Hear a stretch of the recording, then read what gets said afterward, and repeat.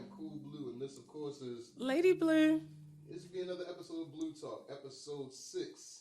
And this episode don't necessarily got a title. I'm about to say it's one with the homie. I'm about to say, like, I've been trying to get him on the episode for a very, very, very long time. Yes, sir. We finally made it happen. We finally connected. The one, the only. Am I calling you DJ Tom? Or am I calling you? You call me DJ Tom. We can do that. DJ Tom. That's it. I'm about to say, like, really, really cool guy, really down to earth. The crazy part about it is, here's the kicker. I don't even remember how we met. Ain't that normally the best thing? Yeah. Like, I'm like, damn, I don't even like. you just showed up in my life. I know that we vibed on the music tip, and because I was gonna ask you when it came, I said, you know, maybe you might remember because I might be bad at that, but like We should have looked back and went back in time on Instagram or something before we came on. Yeah. Was it Politiraps? Or was it before that? It was before that. Damn. Because we but before we did the political raps, we had recorded at my engineer. You right, my man Chris. Yeah, that's why I said like we didn't cross paths and link for like a cool minute. I just can't think of. That's wild. But nevertheless, I want to say like because like I said, I'll be all night trying to figure it out. But did you like? Well, you know what? This is my guess, so I'm gonna swing it and then I'm gonna pass it to the missus. So, couple questions. Like I said, and then we can just vibe off each other. You know, Cool. spin the real. So, question number 1. When did you know music was your outlet of choice? I would say when I was at Morgan, 2009. Like we used to have ciphers outside of the Rawlins Hall all the time. Mm-hmm. I ain't gonna lie, I was some ass back then, but like, but it was just fun. Like nobody was judging anybody else. It was just everybody out there vibing, spitting whatever, saying whatever, and just connecting off of music. So then that's when I realized like there's something I could continue doing. And that became a passion. So I started rapping from then, and then that eventually moved into DJing. Question: how many mixtapes do you have? Do you remember? Could you know off the top? Or? Yeah, my first one was do I count the ones when I suck? Because I don't count those. Look, there's somebody searching now. I was Like, about to say, like, look, whatever you want people to search. I don't want them to bring those up. So I'm gonna count for when. I'm gonna say so. It was Cruel Intentions. That was 2010. Then it was Lost. And I was Live, Overcome, Stay True. And then I had Melanin Martyr. So, That's the one where I got introduced to Melanin Martyr. I was to say because I think that's what Melanin Martyr. Like I think like I ran across your mixtape, and we kind of vibed out through IG. Yeah, I think was it IG or was it Facebook? Facebook, it probably was Facebook. Yeah. Because I remember seeing I ain't gonna say your name, but yeah. No, that's cool. It's cool. I'm about to say, like, it was Facebook. yeah, it definitely was Facebook. It was definitely Facebook. Sure. But yeah, so I would say it's 3. I'm gonna say 3 official ones. Yeah, 3 official. A couple trash ones before that. But I mean, you gotta. It's a skill set you gotta keep working on, keep sharpening. So like, it's gonna be some trash ones in the beginning, and then you get good. So I think about some of my old lyrics, and I'll be like. I said that shit. I'm about to say, I ain't even finna lie. So y'all be like, well, if you ever notice that people don't value it, like, just think about all the rappers who have sons, and their sons don't really rap because it's like they thinking they just gonna get it naturally because of who their father is, but they not willing to go through the trash stage and everything else. So you get the anonymity of that. for real. Versus like celebrity kids who probably like, like, can you imagine being like Snoop Dogg's son and trying to do something compared to Doggy Style? Like, it's your first album? yeah, but I think he did. I think he did try to Okay, rap, well then I don't. Terrible. But see, Then it was look, terrible. I'm about to say, There's only a couple of them that's really good. Like I think like Big Pun's son, yeah, Jada Kid's son rap. I don't know if Biggie's son tried. I'm about to say, his daughter. I think his daughter. Didn't his daughter try? I think his daughter tried. Yeah, I'm about to say, but the two I know off the back, I know Big Pun's son nasty. I ain't gonna lie to you. My man Diggy Simmons tough. Yeah, you know what? Yeah, Diggy had a good Man, run. Diggy You're right. tough. He definitely do. He don't get his flowers. Yeah. Especially getting that Pharrell stamp. Like, he was the alternative. Yeah. You're right. He definitely don't get his flowers. But JoJo, no. No. No. Trash. And that sucks, because he the oldest, like, how you the older brother, like, just trash. Like, I used to watch it on Run's House. I'm like, me too. Like, oh, all right. That or that he managed an artist so growing up hip hop is like, How you manage an artist and you, like, was a bad artist? Like, how did that work? Like, I don't know, but I was just thinking too, like, again, like, Run DMC, like, I would Iconic. I wouldn't even touch the mic. I'd be like, you can't, it's like Jordan's sons, like, I'm never touching a basketball. too great, like. Most definitely. I'm about to say, but I'm gonna let you swing that one out. Like I said, we're gonna swing it back and forth. Okay. So one of the questions I just thought about while you were talking, how much did your college experience shape you into your DJing? Cause like, I would say for me, I didn't really experience the on-campus life. Like, I experienced it through friends and things like that. Mm-hmm. So I don't necessarily get the essence that a college campus really brews. And I noticed, like, people who pursue certain things that really went and stayed on campus, like, they go hard on the networking and stuff like that. Yeah. So Honestly, though, for me, like, I didn't really even pay attention. Like, and it's like, I feel, like, bad now. Almost like I missed out, like, because even when I was young, like, I grew up around, like, iconic DJs, like my uncle, my aunt best friend is Wayne Davis, like, he owned the Paradox. Oh, wow. And, like, I grew up around him and, like, Teddy Douglas and, like, Tommy Davis. They, like, house legends. Yeah. Mm-hmm. Like, and I used to be around them all the time and didn't even, like, oh, so what, like, that. And I'm Right. like, now I wish I'd have really, like, paid attention and, like, I probably, I would have been father, maybe not. But I think you were subconsciously paying attention now. Yeah. Because I'm about to say, like, you picked up on it quick. I'm Quick, about to say, like, yeah. so it's like, even if you wasn't necessarily around it and or paying attention to it, I'm about to say you definitely picked up on it quick. So it didn't take me long, like, to get the fundamentals down. So you might be right just thinking about it. But when I got to college, it was like DJ Flow, King Flex. It was like they was like the top dogs on campus. Like, and I was always at the parties. Mm-hmm. But I don't know if it shaped me DJing wise, because I was thinking about something totally different. At the parties, like, DJing really came after I got out of college. Like, I was rapping, but I'm like, I guess I was looking for something else musically. Yeah. To be musically creative, and I just kind of fell into DJing after that. So. Okay. All right, cool. So we did a music video together. We did. We definitely did. And what was the inspiration behind? I mean, granted, like I said, we definitely talked about it behind the scenes, but give people the backstory behind it, how it came together, and shout out to Tamar, my guy. Shout out to you. I'm about to say you definitely did your due diligence, but just give people the backstory on it and let them know how everything came together. Yeah, cool. So the song was "Love Is the Cure." Really, the song just speaks for itself. Like, I try to, in my music, since probably like 2010, since Cruel Intentions, I always try to speak positively, rap positively, just to give people something else other than what you hear every day. Like, the everyday violence, shooting, killing, drugs, like, just a different perspective that people go off of. So, rather than, Molly Percocet, we can rap "Love Is the Cure" over and over again, and maybe the imprint in people's minds. So that was really the idea behind that. Yeah. I'm about to say, like, it was needed. It was needed. And Plus, that track was tough. I Yeah, ain't gonna lie, it was a tough track. Yeah, it was received well. Yeah, Definitely received well. And I must say, y'all all look really fresh on that set that day. All different too. Yeah. Everybody had they different wave, like. And that's crazy because like you said, like, everybody had that different wave, and it's just like you could just tell, like, the time it complemented each other. We complemented each other very well. Definitely. Did y'all plan the jerseys though? Like, did y'all definitely left me out?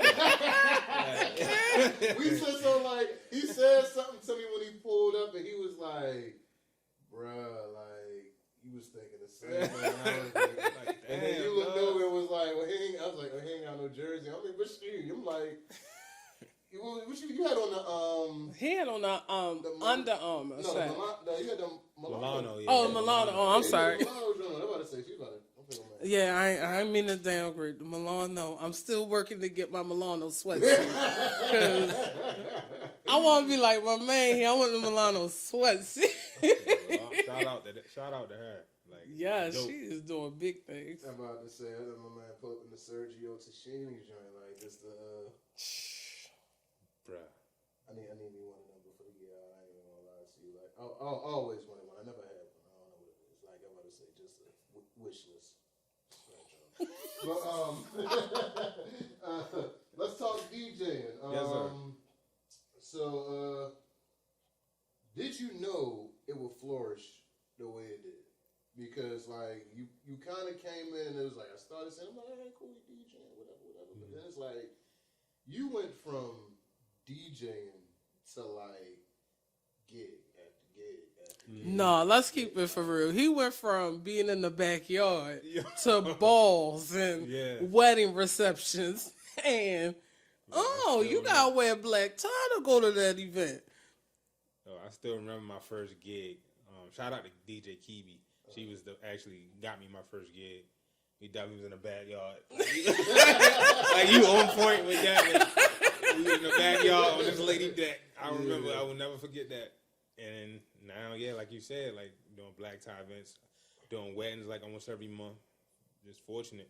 But I never thought it would flourish like that. It just was honestly like just something I wanted to try because I just love music so much. Yeah. Like I'm like, if not rapping, then what? And DJing is another, like foundational part of music. So I just tried it.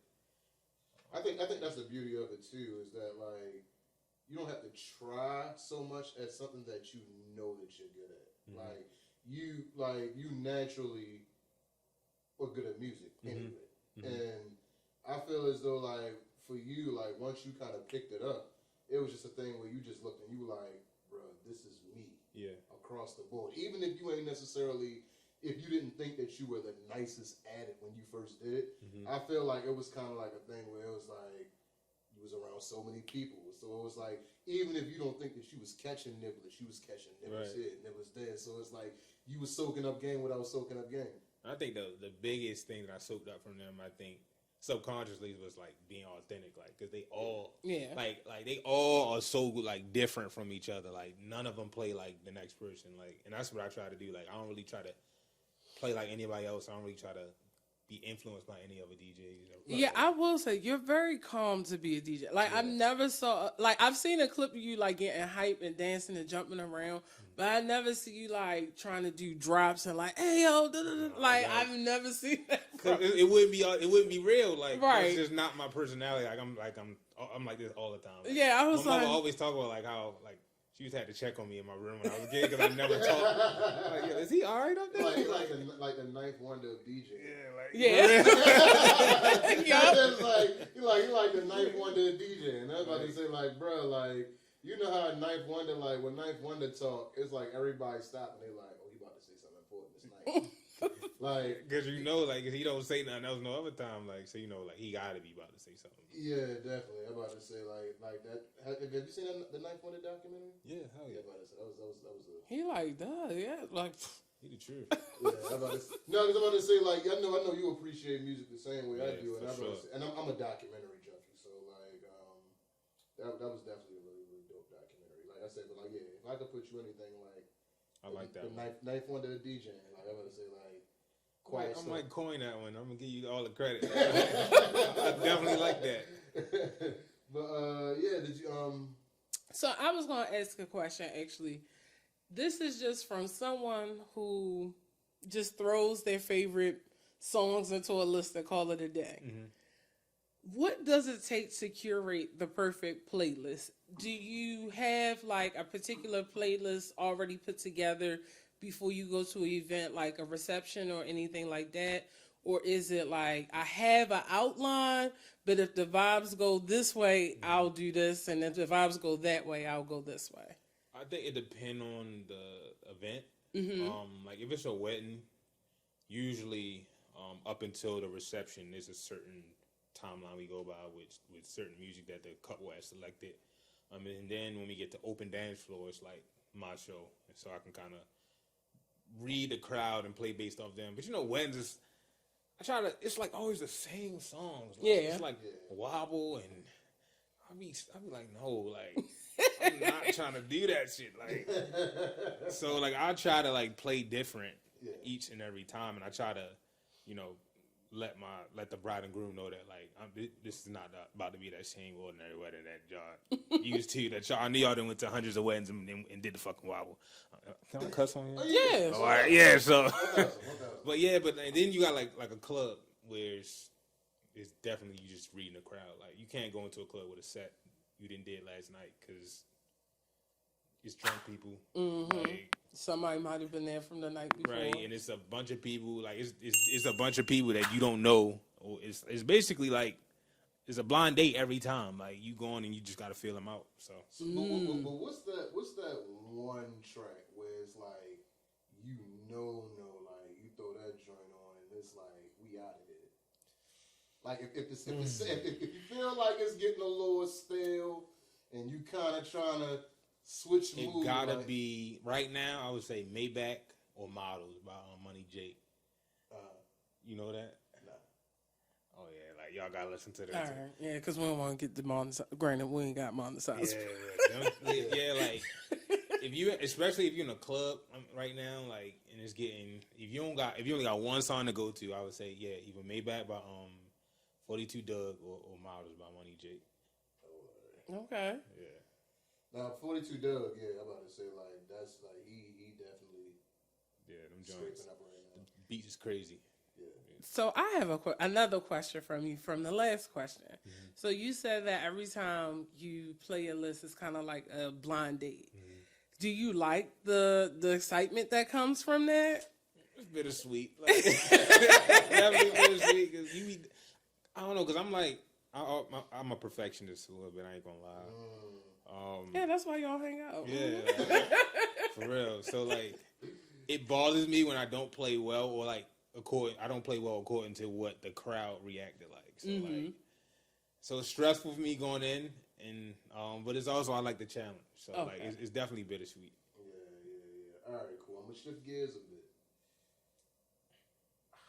Kind of did this the last time, but like the room was different. I don't want to do top 3 artists, but I do want to do top 3 artists, like in no particular order. Like where we run into. Well, would you do top, or would it be top, or would it be artists that you really like? So that way the pressure is not as deep. Boom. She always coming. Artists that you like. That's what White's for, bro. Boom, bam. Top 3 that I like. My Mount Rushmore. DMX. Mm-hmm. Tupac. Damn, I can't even give 3. Can I give 5? Like, boom. I've had it. All right. I would say DMX, Tupac, J. Cole, Kendrick Lamar. Don't gotta be hip hop if you want to. Oh, you ain't. They're about to say. I mean, if you want to stay in this genre, you can. They're about to say if you want to. Damn, that just messed me all up. Cause I'm like, honestly, I didn't even really listen to hip hop growing up. Like, what was your? I was an R&B head, like till college. I realized more men are R&B heads than I ever really paid attention to. Cause like sometimes I feel bad. I'm like, I don't want to listen to this. They be like, wait a minute. I'm like, me and my brother, we been out there like singing. Yeah, like 1,000.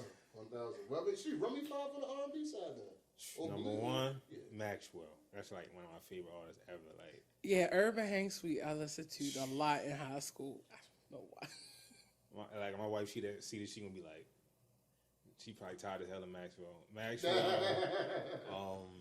Tank. Boom, that's a good one. Of course, Michael Jackson. I mean, that's a given. Michael Jackson, sure. John B. Oh, I love John B. I about to say, look, y'all about to vibe all day. She a John B fan, definitely. Then I would say probably Mint Condition, even though that's a group, but Stokey. Like, If I had to run on the R&B side, D'Angelo Brown Sugar favorite album all time. Period. Like favorite R&B album all time. D'Angelo. John Legend's first project. Okay. Yeah. I burned a hole in John Legend. I can't even think. What's the name of Or not ordinary people. What is I know I burnt a hole in that first album. Life Jennings' first album. I burnt a hole in. That the one hypothetically. Yeah. Mm-hmm. Yeah. I would listen to that the other day. Yeah. I'm about to say Life Jennings' first album. Marvin Gaye, What's Going On? Okay. That album. I'm a Marvin Gaye. Like Marvin Gaye's my guy. And a lot of people were like Michael Jackson, but not Thriller. Off the Wall. Off the Wall. Yeah. Off the Wall don't get the. Everybody put Thriller at the. I don't know why. But Off the Wall is my favorite Michael Jackson project. I love Thriller. What's your I favorite like Michael Past. Jackson song though? It's between. All right, so like I'm between Rock with You and what's the joint off the Mine is Heartbreak Hotel. Enjoy Yourself. Enjoy it. Heartbreak Hotel. This disco. I love disco Michael. You know what I'm saying? Like that era is like it's different. He was in a different bag back then. That's why I loved Off the Wall. Like He has so many bags, like absolutely goat. I think, but mine is like a newer one. Like, so I don't know if people probably Michael Jackson stands will probably be mad at me, but like, no shit. Speak on it. Rock My World. Yeah, that was a good album.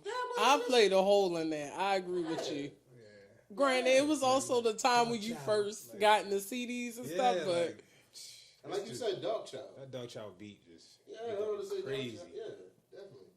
On the hip hop side of things, Diplomatic Community Volume 1, I burned the hole in. Cameron, Come Home With Me, I burned the super hole. I brought that album 3 times. I'm about to say Come Home, somebody stole a copy. I broke a copy, and I just brought another copy. I actually brought the actual CD not too long ago. Philadelphia Freeway, I burned the hole in. What was that DMX album with the green and black? I had the Stephanie Mills joint on it. I can't think of the name. I can't remember the name either. I'm about to say what was the big single off that album? Shish kebab. I'm butchering myself right now. Anywho, and Jay-Z. Jay-Z's first album. I listened to Politics every day before I went to school. That was like my favorite track. High school, I listened to that track. Politics as usual, like every day before I went to school. I'm gonna drop my artist real quick. Because mine's not as like special. I mean, they good, but they compared to these two on memory lane. So I have, and they're not separated. Missy Elliott. You said not special. You start off with Missy Elliott. Missy Elliott. I'm about to say like. Yeah, Missy Elliott. I don't have a particular album that I burnt the hole in, but I definitely killed singles of hers. Well, I do have a first album now, so that's pretty good. I have Nas Barkley, Sing Elsewhere. I burnt till it was invisible. So yes.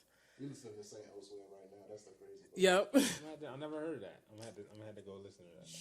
I'm telling you, so I'm not going to give out my goal with what to do with Sing Elsewhere, but Sing Elsewhere maps out like leaving high school to like turning 28, like all the emotions and weird shit, like it's all of that in that one album. Shout out to CeeLo. CeeLo his flowers, bro. Like CeeLo is that guy. That guy. Like, they was talking about like Atlanta and like Outkast. I understand that, but bruh, CeeLo for me, that's a different one. like I'm about to say, Lady Killer. I'm about to say Bodies. Bodies is like one of my favorite songs like ever. That song was so hard. Yeah, it was. I'm gonna do a VH1 Soul one that y'all probably don't even know who this is. Remy Shad. He the guy who sang "Take a Message from My Love." Take a message from my love.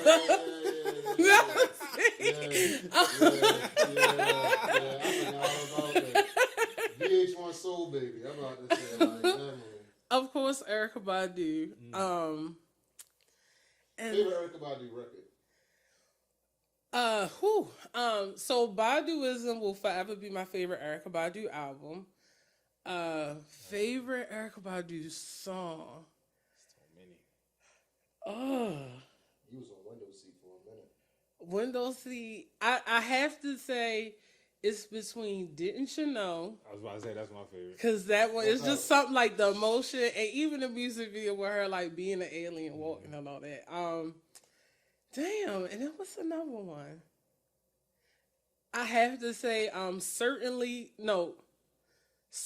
but it's the jazzy remix on Baduism. So certainly, so that one. Yeah. And then lastly, bro, we didn't sing Erykah Badu live like 3 yeah. So I follow Erykah Badu like people follow the Grateful Dead. Like, bro, we if Erykah Badu live, like, bro, I wouldn't be surprised if we sing her live again like next year or something. Bro, we didn't sing Erykah Badu a couple times. So when people follow Grateful Dead is probably how I feel about. I will see her live anyway. I'm trying to think. Jill Scott. Yes, Jill Scott is one. I'm gonna tell you why I didn't mention Jill Scott because in high school I was tortured by being called Jill Scott for the last 2 years of all high school, and I really was a big fan. So I ain't even gonna lie. But I was tortured. Shorty used to have the fro. Like. My mother played the album. Yeah, the first album was. It's ridiculous. I did the same thing too. But honestly enough, another one that y'all probably gonna be like, what? Floetry's last album. That was good. Because it had that song Superstar on there. Like, you're my superstar. Now, there was that Marsha Ambrosius album. I'm about to say, like, what was the one with the lip? Lovers and Friends. Lovers and Friends. That was a good album. Okay. That was a good album. We got all the way off topic. But, we get to talking about music. But was it my question or yours? It's yours, man. All right, cool. If you had to be on an island, and they only gave you one album. Oh no. To cool on. Eesh. One album to cool on. What we had doing? One album. Fuck. It'd probably be Voodoo. You said the cool on, right? Yeah. Voodoo. That's a good one. What about you? The cool on, like an album that you had to be like cool coasting. One album, you can't pick another. Can't pick another one. Yeah, I can't pick another one. Can't pick another one. Just one. Oh. Cause see, I would have to go Baduism, cause honestly enough, cause there's so much nostalgia with it. Cause other than that, I was thinking like J Rock 90059. But I was like, but what if I'm emotional? Like, I can't listen to that. J Rock, that's another one of my favorites. Bruh, so like, Follow Me On, like. I burnt the hole in that album. I was like, cause Kenny was like, cause with rap, I'm very like, I'm not one-sided or anything like that. I either like the J. Cole's, the Kendricks, or it's like Freddie Gibbs, J Rock. Yeah. So when J Rock first album, when his 90059 album came out, we were newly together, so he didn't know I liked J Rock. So he was like, I was like, oh, J Rock coming out, I'm getting this album. He like, you getting J Rock? I was like, so yeah. So here's the thing. So like relationship albums. We had a TDE run. So we both burnt the hole in Good Kid, Mad City. Then I burnt the hole in Oxymoron, and she burnt the hole in 900. So it was kind of like it was like that run, that initial run that TDE had, like, It was ridiculous. You couldn't tell me I wasn't a West Coast blood. Granted, I don't believe in gang banging, but I was you couldn't tell me I wasn't with J-Rock. Yeah, I remember riding around listening to Code Red. Like, bro, I mean, I'm talking about, like, we was, like, and that was, like, early 2000s, like, what was it, Good Kid, Mad City came out, what, 2010? 2012, I think. yeah, Was it 2012? Cause I remember sophomore year in college, my homies from Ohio, they the ones who put me on to them, and they used to blast Overly Dedicated in the dorm rooms. You know what I was thinking about? I wasn't thinking about Good Kid, Mad City. I was thinking about Section 80. Yeah, I was about to say because Good Kid was later. Yeah, Section 80. Yeah, sure enough. But before we get lost in conversation, this can happen all, man. I was gonna say we gotta let him go. Anything that you want to give the people as far as like upcoming projects, upcoming gigs, Your website. hell yeah. I was like, My website. So my company is called Rain Kelly Event Company. That's basically my professional DJing, lighting. We do fog machines, photo booths. oh, you ain't say all that at first. Sparks. Yeah, we do all that. Oh, snap. Yeah.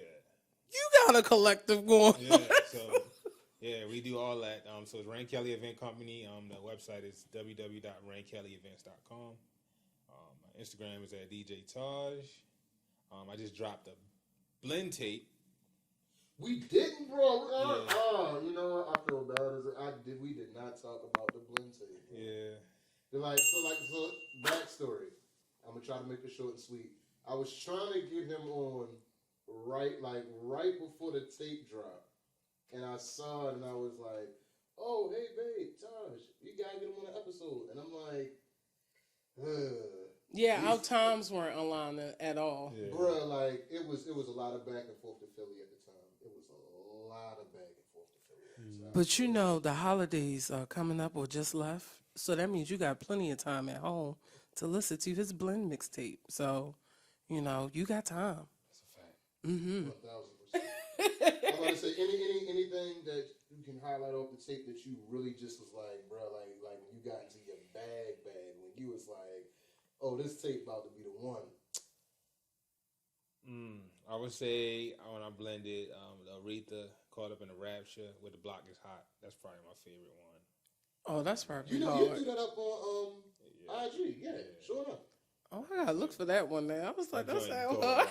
And my mother is an Anita Baker stan, my guy. I grew up listening to her my entire life. Saturday morning cleaning, I done cleaned the Rapture more times than I care to. So that one, or I would say, damn, so many. Like I blended a man in the mirror on one of them joints too. Like that's probably my second favorite. Okay. But I blended it with a Raw Lee track. Yeah. So I don't know if people familiar with Raw Lee, but one of the Y'all dopest should Baltimore be. producers ever. Y'all should be. Man, I'm saying, so my cousin was like a club head. Like he had all the Rod Lee tapes. I'm about to say Junebug if you're listening. He had Everybody got a cousin named June, but he had, like I'm talking about DJ, bro, like yay thick, like his brother, everybody can attest. So he used to ride around listening to club. Yeah, they say he pull up with this. He pulled up like middle of the day with club music. Yeah, Raw Lee is that dude. Yeah. So Shout out to Nelly Nell too. Like he was the first person that I'm not saying he was the first DJ, but he was the first person I, started following when I was young. That was blending, acapellas with other instrumentals. So they do call him the Blend King. So shout out to him. Yeah. all right, final thoughts. Final thoughts. Find people that you connect with in your industry and have a good time. Like this episode has been nothing but a good time. And that shows you can have a good time in business as well. And, keeping it humble sometimes blow you up too. Because my guy over here, like I said, he went from backyards to governor's balls. Well, I'm claiming governor's balls for him. We're going to claim that one. But, he doing black tie events and stuff now. So have some faith in yourself. Let me tell you something. This time next year, the price is gonna be a little different. Cause I'm gonna tell y'all now, I tried to book him for a volunteer event, and back in the day he was. So you might as well just get on the train now. Catch one of these early drinks before you catch him out in the middle of like the desert. Praise ain't today's Price, you know what I'm about to say. If you catch him out in the desert somewhere, you saving up to put the deposit down. I just say like, bro, you already know. Final thoughts for myself, as I always say, time is currency. How you spend your time, how you spend your money, how you spend your time, how you spend your money, how you spend your energy is a reflection of you. Yeah. Could you do your catchphrase for me one time, though? Which one? This is Blue reminding you.